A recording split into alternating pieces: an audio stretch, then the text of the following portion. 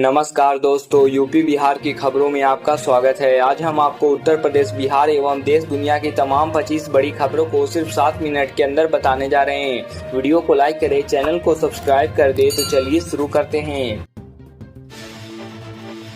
सरकार ने आयकर रिटर्न फाइल करने के लिए नए दिशा निर्देश जारी किए हैं। अब जिनकी आय 5 लाख रुपए से अधिक है, उन्हें डिजिटल माध्यम से आयकर रिटर्न दाखिल करना अनिवार्य होगा। छोटे व्यापारियों और किसानों के लिए रिटर्न फाइल करने की प्रक्रिया को भी सरल बनाया गया है। UIDAI ने हाल में ही घोषणा की है कि 31 दिसंबर 2024 तक आधार कार्ड में किसी भी प्रकार का अपडेट मुफ्त में किया जा सकेगा। आम जनता इस सुविधा का लाभ उठाकर अपने पते, मोबाइल नंबर और अन्य जानकारियों को अपडेट कर सकते हैं। अंतर्राष्ट्रीय बाजार में कच्चे तेल की कीमतों में गिरावट के चलते भारत में पेट्रोल और डीजल की कीमतों में 1 रुपये प्रति लीटर की कटौती की गई है।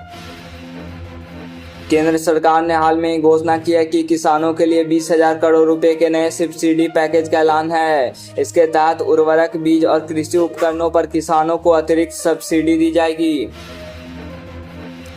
भारत सरकार ने एक नया स्वास्थ्य अभियान शुरू किया है, जिसका उद्देश्य ग्रामीण इलाकों में बच्चों के टीकाकरण को बढ़ावा देना है। सरकार का लक्ष्य है कि 2025 तक सभी बच्चों को 100% टीकाकरण कवर प्रदान किया जाए।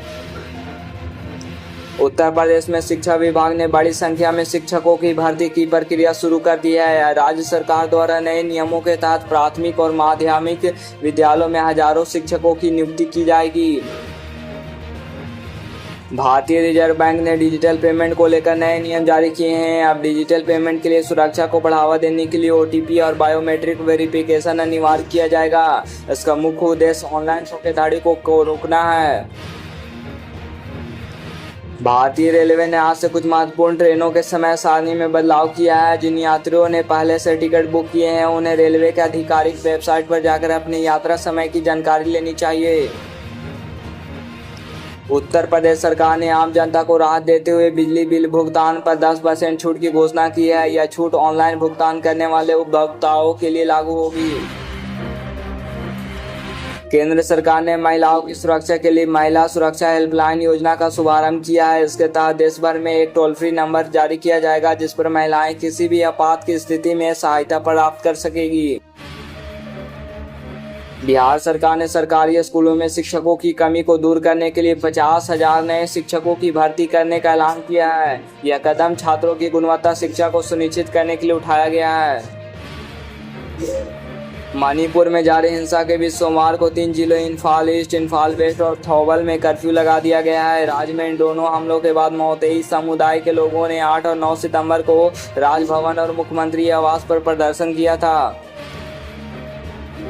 बिहार सरकार ने 5 साल बाद शराबबंदी कानून में कुछ बदलाव किए हैं, जिससे अब शराब से संबंधित अपराधों में सजा के नियमों में नरमी लाई गई है। यह निर्णय राज्य के जिलों में बढ़ते कैदियों की संख्या को देखते हुए लिया गया है। अमेरिका दौरे पर पहुंचे राहुल गांधी ने मंगलवार को आरक्षण पर बयान दिया। उन्होंने कहा, कांग्रेस तभी आरक्षण खत्म करने के बारे में सोचेगी जब देश में सभी को समान अवसर दिए मिल जाएंगे। फिलहाल भारत में ऐसी कोई स्थिति नहीं है। भारतीय रेलवे ने महिलाओं की सुरक्षा और सुविधा को ध्यान में रखते हुए नई पहल की है। अब महिलाएं यात्रियों के लिए रात 10 बजे के बाद विशेष कोच आरक्षित किए जाएंगे। इसके साथ ही महिलाएं आरक्षकों की संख्या भी ट्रेनों में बढ़ाई गई है, ताकि उनकी सुरक्षा सुनिश्चित की जा सके।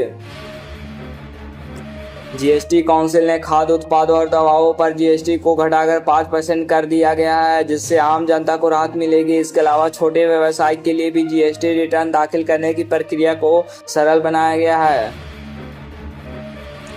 केंद्र सरकार ने हाल ही में खाद्य सुरक्षा अधिनियम में संशोधन किया है, जिसके तहत अब सभी गरीब परिवारों को प्रति व्यक्ति 5 किलो मुफ्त अनाज मिलेगा। यह योजना अगले 5 वर्षों तक जारी रहेगी, जिससे गरीब और मध्यम वर्गीय परिवार को बड़ी राहत मिलेगी। हरियाणा में बीजेपी उम्मीदवार हजराना की पाकिस्तानी आर्मी के साथ एक फोटो वायरल होने के बाद विवाद हुआ। पार्टी के दबाव के चलते हजराना ने अपनी टिकट लौटा दिया। उन्होंने कहा कि उन्होंने खुद चुनाव लड़ने से मना किया है। कांग्रेस ने 9 सितंबर को जम्मू कश्मीर विधानसभा चुनाव के लिए तीसरी लिस्ट जारी की है। इसमें रमन भल्ला को RS पूरा जम्मू दक्षिण से, चौधरी लाल सिंह को बारहौसली से और नीरज कुंदन को भिस्सा SC से उम्मीदवार बनाया गया है।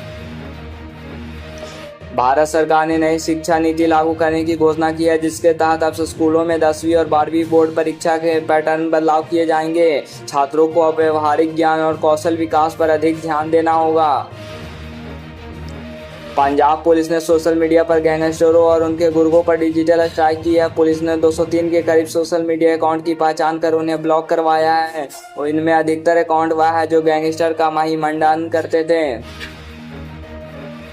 पश्चिम बंगाल के मुख्यमंत्री ममता बनर्जी ने सोमवार को कहा कि हमने मृतक ट्रेनी डॉक्टर के माता पिता को कभी पैसा ऑफर नहीं किया। हमने सिर्फ उन्हें यह कहा था कि अगर वे अपनी बेटी की याद में कुछ करवाना चाहते तो हमारी सरकार उनके साथ है। राजस्थान के अजमेर जिले के लामाना गांव में रेलवे ट्रैक पर 2 जगह सीमेंट के ब्लॉक रखे मिले। इस पुलेरा से अहमदाबाद जा रहे मालगाड़ी टकरा गई। यह घटना रविवार रात करीब 10:30 बजे की है। हालांकि इसकी FIR सोमवार देर रात दर्ज की गई और जानकारी सामने आई। हरियाणा में आम आदमी पार्टी AAP ने 9 उम्मीदवारों की दूसरी लिस्ट में जारी की है। उसमें भाजपा छोड़कर AAP में आए पूर्व मंत्री प्रोफेसर छत्रपाल सिंह को हिसार के बरवाला से टिकट दी गई है। अरुणाचल प्रदेश में चीनी सेना की घुसपैठ की खबरों पर केंद्रीय मंत्री किरेन रिजिजू ने सोमवार को कहा कि जो इस इलाके तय नहीं है वहां सिर्फ निशाना बना देने का मतलब यह नहीं कि उन्होंने हमारा जमीन पर कब्जा कर लिया है। उत्तराखंड में रुद्रप्रयाग में केदारनाथ जाने वाले रास्ते पर सोमवार देर रात लैंडस्लाइड हुई। मलबे में दबकर 5 तीर्थयात्री नहीं रहे जबकि कई यात्री घायल हो गए। SDRF ने मंगलवार सुबह मलबे से सब निकाले। देश में मंकी पॉक्स का पहला मरीज मिला है। केंद्रीय स्वास्थ्य मंत्रालय ने सोमवार 9 सितंबर को इसकी पुष्टि की है। मंत्रालय ने बताया कि विदेश से लौटे एक व्यक्ति को 8 सितंबर को मंकी पॉक्स के संदेश में आइसोलेशन में रखा गया था। दिल्ली में बीजेपी विधायकों ने राष्ट्रपति द्रौपदी मुर्मू को लेटर लिखकर केजरीवाल सरकार को बर्खास्त करने की मांग की है। इस चिट्ठी को राष्ट्रपति कार्यालय ने गृह मंत्रालय के पास भेज दिया है।